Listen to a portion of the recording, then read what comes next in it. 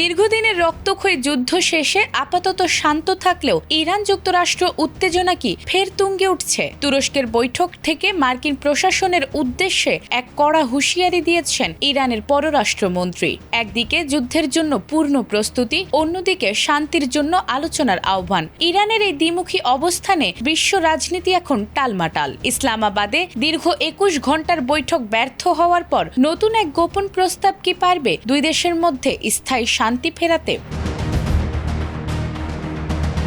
সম্প্রতি তুরস্কের ইস্তাম্বুলে হয়ে গেল এক গুরুত্বপূর্ণ বৈঠক। কাতার, সৌদি আরব, মিশর সহ ৬ দেশের পররাষ্ট্র মন্ত্রীদের সামনে নিজের অবস্থান পরিষ্কার করলেন ইরানের পররাষ্ট্রমন্ত্রী সৈয়দ আব্বাস আরাগচি। তার কণ্ঠে ছিল যুদ্ধের বারুদ আর শান্তির আকুতি দুটোই।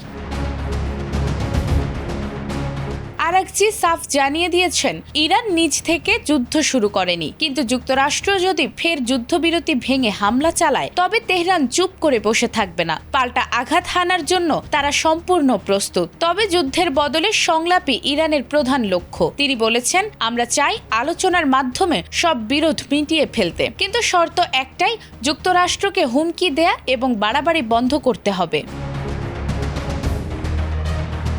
ঘটনার সূত্রপাত ইরানের পরমাণু প্রকল্প নিয়ে, যার জেরে গত ২৮ ফেব্রুয়ারি যুক্তরাষ্ট্র ও ইসরায়েল সামরিক অভিযান শুরু করে। টানা ৪০ দিন যুদ্ধের পর ৮ এপ্রিল আসে যুদ্ধবিরতির ঘোষণা। এরপর ১১ এপ্রিল পাকিস্তানের ইসলামাবাদে দুই পক্ষ ২১ ঘণ্টা ধরে আলোচনা করলেও কোনো চুক্তি হয়নি। প্রেসিডেন্ট ট্রাম্প নাকচ করে দিয়েছেন ইরানের ৩ স্তরের শান্তি পরিকল্পনাও।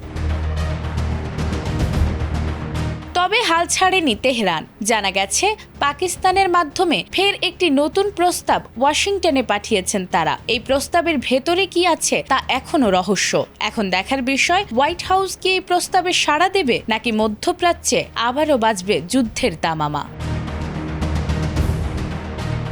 নাজমুন নাহার জান্নাত, এটিএন বাংলা।